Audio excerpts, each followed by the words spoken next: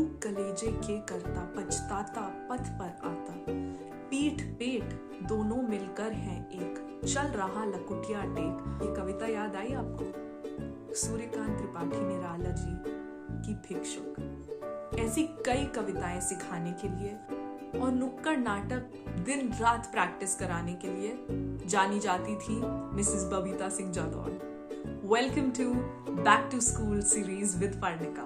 Conversation with her to understand how had she taken to digital technology to teach Hindi as a subject. बहुत changes आए हैं education system में भी।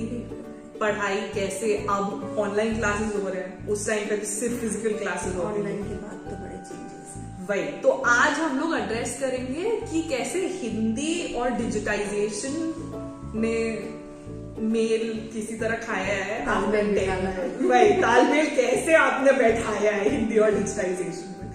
तो उसके साथ शुरू करते हैं कि पहले डिजिटाइजेशन में, पहले इसकी बात करते हैं कि मैम, इसीलिए जब मैं आपसे सुबह मिली मैंने नुक्कड़ नाटक का जिक्र किया कि जब उस टाइम पे इंटर स्कूल कॉम्पिटिशन्स में हम लोग पार्ट लेते थे या पार्टिसिपेट करने का मन करता था, मतलब उस टाइम पे तो मन करता था कितने भी कॉम्पिटिशन्स हो जाए, चाहे वो स्टोरी राइटिंग हो, चाहे वो मतलब हम लोग ट्रैवल करके पूरी बस जा रही है स्टूडेंट्स की पार्ट लेने, और चाहे वो नुक्कड़ नाटक हो वो भी प्रैक्टिस चल रहा है, मतलब स्कूल हो रहा है, नॉर्मल स्कूल हो रहा है, एक्टिविटी पीरियड में नुक्कड़ नाटक की प्रैक्टिस हो रही है, ब्रेक टाइम में प्रैक्टिस हो रही है। तो वो हिंदी से जुड़े जितनी भी एक्टिविटीज उस टाइम पे हम लोग इंटरेस्टेड रहते थे, और वर्सेस आज के स्टूडेंट्स का इंटरेस्ट ये सब एक्टिविटीज में क्या बदला है? इंटरेस्ट तो नहीं है, इंटरेस्ट उतना है, बिल्कुल है, बच्चे करना चाहते हैं, लेकिन उसमें कहा है कि बच्चे उसका फायदा भी बहुत उठा रहे हैं। मतलब ये कि अगर किसी प्रैक्टिस उसमें एक्टिविटी में उन्होंने भाग ले लिया कि मैम हम इसमें पार्ट लेंगे, ठीक है, अब उनको लगता है कि वो टीचर्स के पास आ जाएंगे, ऑफ कोर्स पास में रहेंगे तो पास आएंगे ही आएंगे, और उसके बाद फिर उनका मैम आज ये वाली क्लास है जिसमें उनका वर्क नहीं कंप्लीट था, मैम इस पीरियड में करा दीजिए प्रैक्टिस। मतलब ये वाला जो मैंने रियलाइज किया कि पहले बच्चे नहीं मैम ये वाली क्लास हो जाए, मैथ्स का पीरियड हो जाए या फिजिक्स का हो जाए फिर करते हैं, लेकिन आज हमारे बच्चे नहीं मैम इस वाले पीरियड में जिसमें उनका वर्क कंप्लीट नहीं है, जिसमें उनको इंटरेस्ट थोड़ा सा कम हो रहा है कि भाई अच्छा चलो ये तो कर लेंगे, उससे नोटबुक मांग लेंगे, लिखना कम पड़ेगा। क्योंकि मैंने जब इसके बाद ये देखा कि कोविड के बाद ऑनलाइन क्लासेस के बाद जब ऑफलाइन क्लासेस हुई बच्चों की, तो उनको लिखने की जो आदत है ना वो कम हो गई, स्क्रीनशॉट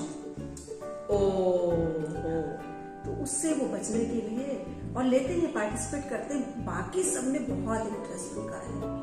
अच्छा, क्योंकि मैंने अभी नुक्कड़ नाटक ऑनलाइन जब कराया, जब ऑनलाइन क्लासेस थी तो ऑनलाइन हम लोगों ने दिल्ली में जेम्स कॉलेज से आया नुक्कड़ नाटक तैयार कराया, ऑनलाइन बच्चों ने प्रैक्टिस की, केवल आधा घंटे उन्होंने 2 प्रैक्टिस यहाँ पे फील्ड में, क्योंकि मुझे वीडियो बनवाना था, 2 प्रैक्टिस के बाद मैंने कहा वीडियो बनवाएंगे, उन्होंने परफेक्ट करा, फर्स्ट प्राइज लेके आए, अरे वाह, ट्रॉफी ले आए। लेकिन अगर उनसे लिखने वाला काम अब नहीं होता, अभी भी लेके गई मैं तो अभी भी जीते, डिबेट भी जीत लेते, सब कुछ कर लेते, बस लिखने वाली आदत और हिंदी तो वैसे भी, मतलब मेरी तो शक्ल ही देख के वो अच्छा आगे बहुत लिख पाएंगे। तो मैम जब से ऑनलाइन क्लासेस जरूरी हुई है और आपने ये तो एड्रेस कर ही दिया कि लिखने की आदत तो गई है स्क्रीनशॉट्स के जमाने में, तो ये एज अ सब्जेक्ट हिंदी पे कैसे इफेक्ट पड़ा इसका? और मतलब ऑनलाइन क्लासेस में चाहे वो पढ़ाने का तरीका हो या हिंदी सब्जेक्ट को अप्रोच करने का स्टूडेंट्स के साइड से, रोचक तो बन गया है। रोचक इसलिए बन गया है कि अब हम पीपीटी बना सकते हैं, स्लाइड्स में बच्चों को दिखा सकते हैं, तो उनको समझ में तो आ रहा है, पर रोचक समझ में आना, और उस टाइम पे जो जैसे स्टोरी टेलिंग क्लास में लाइव होती है, लेकिन जो अब उनकी जो स्किल है वो कम होती जा रही है। मैंने ये देखा, जैसे लिखने वाली में तो मैंने पहले बता चुकी, सुनने वाला श्रवण कौशल, अब घर पे बैठे हैं, ऑनलाइन क्लासेस हो रही है, मन हुआ तो टीचर को सुन रहे हैं, आप फेस तो देख सकते ना, लेकिन आप ये तो नहीं, क्लास में तुम्हें पता है कि अच्छा तुम नहीं देख रहे हो, तुम सुन नहीं रहे हो, स्टैंड अप, यहीं से पढ़ना स्टार्ट करो। तुम लोगों को अपना समय तो याद है करेक्ट कि टीचर की निगाहों से वो बच्चा नहीं छिप सकता जो पढ़ नहीं रहा है। हाँ है ना, जो पढ़ रहा है वो तो सब ठीक है, जो नहीं पढ़ रहा, अच्छा तुम ही पढ़ के बताओ अब इस लाइन से तुम जो चलो। छुप रहा होता है उसी को पहले पकड़ा जाता है। तो ये चीजें बच्चों में कम आ रही है। इसका प्रभाव जो मेरे मतलब मुझे जो समझ में आया कि स्पेलिंग गलत हो रही है, जब सुनते ही नहीं तो लिखने की प्रैक्टिस नहीं हो पा रही है ना। हाँ जब हम सुन ही नहीं रहे, हम क नहीं सुन रहे तो हम क लिखेंगे कैसे? हम की और की में कोई डिफरेंस नहीं कर पा रहे हैं। तो ये चीज तो हमें अब सीनियर क्लासेस में भी सफर करनी पड़ रही है और बच्चों को सिखाना पड़ रहा है। तो मैम ये तो हुई सीनियर क्लास की बात, मिडिल स्कूल में भी आपको ये दिख रहा है? मिडिल स्कूल में भी तो मतलब लिखने की और सुनने की, लिखने और सुनने की श्रवण कौशल कम है और ये चीज आ रही है बच्चों में, और उसके लिए हमें काफी प्रैक्टिस भी करनी पड़ रही है। मतलब काफी प्रैक्टिस इन द सेंस कि जैसे पहले एक बार टीचर ने चैप्टर पढ़ा, फिर हमने बच्चों से पढ़ाया, समझाया। अब हम खुद पढ़ने के बाद हम कोशिश ये करते हैं कि पूरा क्लास जो है उस चैप्टर को एक बार तो पढ़े ही पढ़े, एक एक पैराग्राफ हर बच्चा पढ़े या दो दो लाइन पढ़े, तो कम से कम उसका जो उच्चारण है उच्चारण ठीक होगा। जब 40 बच्चे पढ़ेंगे या 45 बच्चे जब पढ़ते हैं तो कुछ ना कुछ तो लाइन कोई ना कोई तो सुनेगा। बिल्कुल बिल्कुल बिल्कुल। ये कर रहे हैं, वर्कशीट के जरिए हम लोग काम कराना सीख रहे हैं कि ठीक है तुम कम लिखना चाहते हो, आंसर्स लिख लो, क्वेश्चंस मत लिखो। तो जब आंसर्स लिखेंगे उसके बाद ग्रेजुअली वो क्वेश्चंस लिखने में आ जाएंगे। मेहनत तो करनी पड़ेगी और पेरेंट्स को और टीचर्स को तो एग्जाम तो सभी को देना है। तो मैम उससे जैसे आपने बताया कि मेहनत सबको करनी है, अब चाहे जूनियर स्कूल, मिडिल स्कूल या सीनियर स्कूल। तो अब कंपैरिजन की बात करते हैं, junior school versus senior school कह लीजिए, ठीक है? तो सीनियर स्टूडेंट से अगर बात की जाए तो हिंदी एक ऐसा सब्जेक्ट है जो फॉर ग्रांटेड लेने लगते हैं स्टूडेंट्स के, हिंदी है, हिंदी कर लेंगे। लेकिन इस केस में ये जानना है कि उसके बाद आ जाते हैं बोर्ड्स के मार्क्स की तरफ, कि बोर्ड्स के मार्क्स का कैलकुलेशन भी उनके दिमाग में चल रहा होता है कि बेस्ट 5 लेंगे, अगर हिंदी खराब रहेगा अलग हो जाएगा। लेकिन ऐसा हो नहीं पाता है। अच्छा ऐसा हो नहीं पाता है क्योंकि हिंदी तो बेस्ट 5 में लेना ही लेना उनको पड़ जाता है कई बार, क्योंकि इंडिविजुअल सब्जेक्ट है ना। इंडिविजुअल सब्जेक्ट में बच्चा जो कर रहा है, एक सब्जेक्ट पे कर रहा है, फोकस एक सब्जेक्ट। साइंस अगर हम लेते हैं 10th के लिए तो 3 हो गए जी। फिजिक्स केमिस्ट्री सही हुआ तो बायो गया, बायो केमिस्ट्री सही हुआ तो फिजिक्स गया। मतलब तीनों का जो अगर ऑन एवरेज हम लगाते तो 20% हमें ऐसा बच्चा मिलता है जो तीनों को इक्वल मार्क्स देके आता है। तो 97, 98 आते हैं या 95, मतलब 95 से अब आ गया। और उसके बाद अगर हम सोशल स्टडी ले लें तो अगर ज्योग्राफी अच्छा कर दिया तो हिस्ट्री लर्निंग में चला गया, हिस्ट्री बेटर हो गया तो ज्योग्राफी में मैप में चला गया, टोपोशीट में चला गया। ये तो होता है, ये होता तो है। हाँ, इंग्लिश में करें, लिटरेचर अच्छा किया तो लैंग्वेज गया। क्योंकि एक पेपर अगर अच्छा हो जाता है तो बच्चा दूसरे को ग्रांटेड फॉर लेता है। अच्छा वो तो इतना अच्छा हुआ, थोड़ा सा कर लेंगे, 2 घंटे कम पढ़ लेंगे। लेकिन जो सिंगल सब्जेक्ट होते लाइक मैथ्स, 6 सब्जेक्ट, हिंदी, उसमें अच्छा मैथ्स से तो कांप जाता है ना। एक फोबिया चलता है, हिंदी ना चाहते हुए भी पेरेंट्स, सबसे बड़ा जब हम यूपी में रह रहे, इंडिया भारत में रह रहे, यूपी हिंदी भाषी देश है, तो हर पेरेंट्स को आती है। अगर मम्मी पापा नहीं पढ़ा पा रहे तो दादी दादा नाना नानी कोई ना कोई तो पढ़ाई बिल्कुल। उसके बाद टीचर्स भी वर्कशीट प्रॉपर देती, तो कहीं ना कहीं 95 थोड़ा सा भी बच्चा अगर पढ़ रहा है तो मोर देन 95 तो आ ही जाते हैं ना। मैम एक्चुअली ये क्वेश्चन पूछ के मैं यही दोबारा बताना चाह रही थी कि मैंने क्लास 12 तक हिंदी पढ़ी, और मैंने इसलिए पढ़ी क्योंकि जहां आधे लोग सोच रहे होते थे बाप रे हिंदी कौन पढ़ेगा, एज ए सब्जेक्ट कौन सेपरेटली सब कुछ लर्न करेगा वगैरह, या कोई दूसरा सब्जेक्ट, कुछ और सब्जेक्ट ले लो। और मेरे लिए बड़ा आसान हो जाता था क्योंकि हिंदी तो हम लोग रोज बोलते हैं, पढ़ना उतना ही आसान है। एक बार समझ लो, ठीक है, सीख लिया, फिर लिखना भी आसान हो गया क्योंकि पढ़ लिया है तो अच्छा देखो वो कर लिया। और वो स्कोरिंग रहता है मैम, स्कोरिंग भी रहता है और भाषा कोई भी सीखने में नुकसान नहीं है। बिल्कुल। चाहे वो हिंदी हो या इंग्लिश हो या संस्कृत हो या तमिल, तेलुगु, जर्मन, कोई भी भाषा हो। भाषा सीखने में व्यक्ति हमेशा अपने आप को मतलब साहित्य के समीप रहेगा, ये तो है ना। और जितना हम लिटरेचर के, साहित्य के समीप जाएंगे उतना हम अपने आप को दूसरों से अलग पाएंगे, हमारी सोच बदल जाती है। बिल्कुल। हमने जैसे मैंने हालांकि मैंने कभी इंग्लिश नहीं पढ़ाई, मैंने स्टार्टिंग जब किया था, अपना कैरियर स्टार्ट किया था, तो मैंने छोटे क्लासेस को पढ़ाया था, जहाँ से मैंने स्टार्ट किया था अपना पढ़ाने, टीचिंग। उसके बाद मैंने हिंदी सेलेक्ट किया और संस्कृत में भी मेरा MA है, तीनों सब्जेक्ट्स में है। तो हिंदी में, इंग्लिश में मेरा इतना वर्चस्व नहीं रहा क्योंकि स्पीकिंग की कहीं ना कहीं प्रॉब्लम रही, मैंने हिंदी पढ़ा। लेकिन अगर हम बात करते तो हमें तीनों का कुछ तो नॉलेज है ना जी। हमें ये भी पता है कि हाँ ये वर्ड्सवर्थ की ये लाइनें हैं क्योंकि मैंने पोयम पढ़ी है, कालिदास ने ये लिखा है तो मुझे पता है, मेघदूतम में क्या वर्णन किया है ना, ये सब कुछ पता। तो वही चीजें मैं बच्चों से भी कहती हूँ कि अगर 12वीं तक लिटरेचर एज ए लिटरेचर लेके चल रहे हो, Hindi as a fifth subject ले लोगे तो अपने आप को आज नहीं 10 साल बाद तुम समाज में सबसे अलग पाओगे। ये बात तो सही है। भाषा कभी झुकाती नहीं है, भाषा हमेशा उठाती है। ये मैं आपके एकदम पक्ष में हूँ और अग्री करती हूँ, क्योंकि मैंने 12th तक लिया था, मुझे हर बार फेवर ही किया है इस बात ने कि हिंदी एक एक्स्ट्रा सब्जेक्ट मैंने 12th तक लिया है, इन एडिशन टू इंग्लिश, क्योंकि सबको बताने के लिए इंग्लिश ही रहता है और वो तो कॉमन सब्जेक्ट हो जाता है फिर, तो वो तो साइड हो गया कि हाँ इंग्लिश तो सब पढ़ते, तुमने एक्स्ट्रा क्या कर लिया। और वो ये नजरअंदाज कर देते हैं कि चाहे हिंदी हमारे लिए जितनी भी कॉमन हो, लेकिन वो स्टैंड आउट तो हमेशा हिंदी बोल के, मतलब आजकल जो रोजमर्रा के शब्द हैं, बिल्कुल हम शुद्ध हिंदी नहीं बोल रहे हैं जी। एक शुद्ध हिंदी अगर कोई बोले तो समाज में, सोसाइटी में जो हमारे सराउंडिंग लोग हैं उसमें से 60% लोग समझ नहीं सकते इन शब्दों को। ये तो है। तो इंग्लिश आजकल बोली हाँ।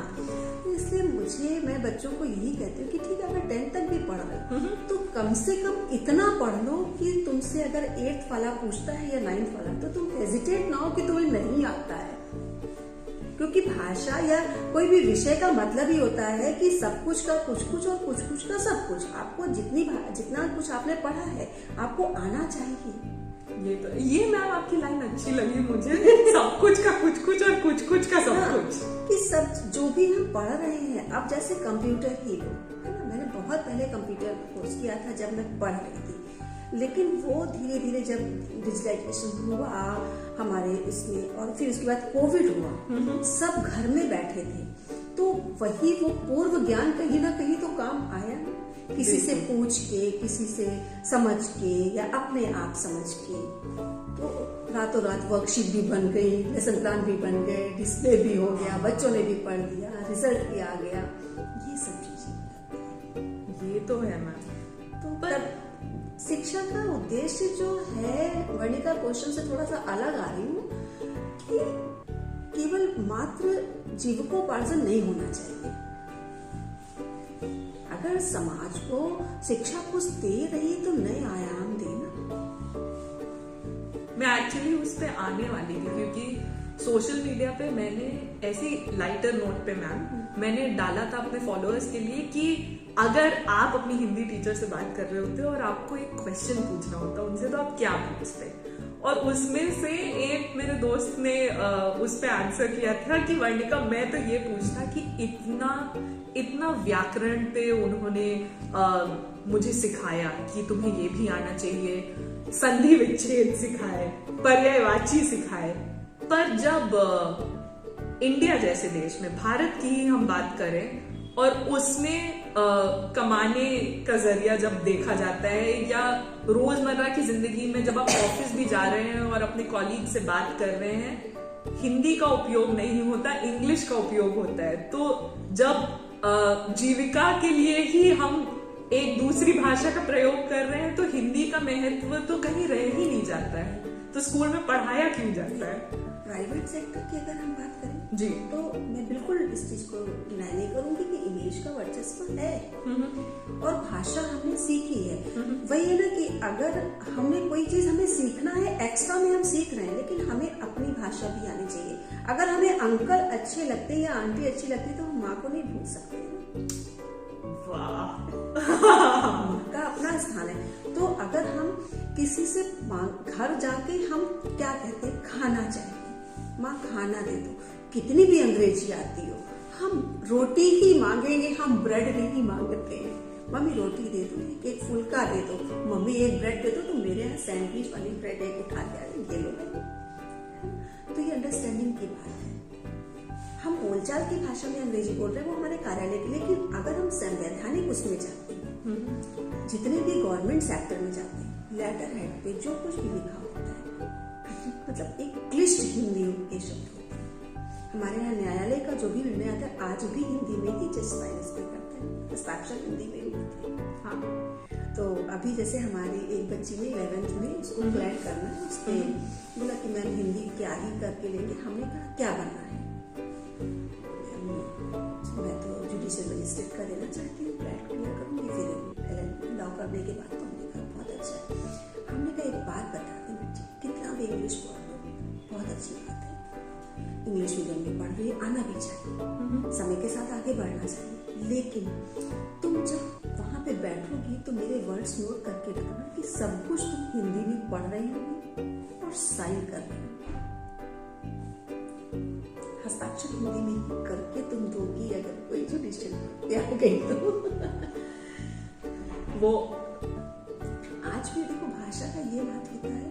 इससे पहले अभी 2 साल पहले मैंने रश्मि रथी पढ़ी थी।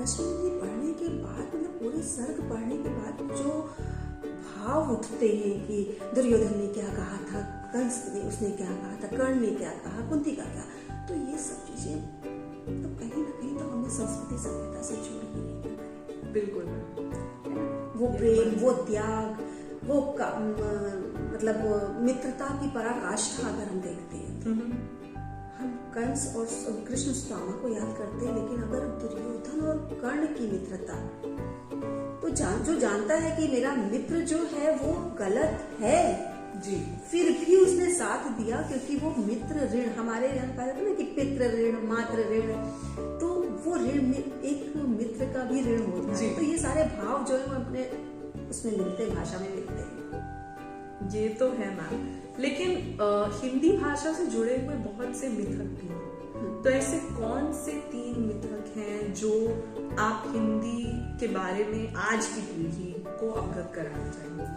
पहला ये कि हिंदी भाषा मतलब ऐसी भाषा, अगर मैं बात, जैसे आजकल बच्चे जब हायर एजुकेशन के लिए जाते हैं, उनका माइंड सेट रहता है कि मुझे विदेश जाना है, पाश्चात्य संस्कृति में अपना जीवन यापन करना, इसलिए हमें हिंदी की जरूरत नहीं पड़ेगी। लेकिन हम ये बता दें कि विदेशों में भी आज जो कम्युनिटी वहाँ पे कम्युनिटी बनती है जी, तो इंडियंस की अलग होती है। वो इंडियंस फेस्टिवल भी मनाते हैं और हिंदी भाषा में ही बात करते हैं।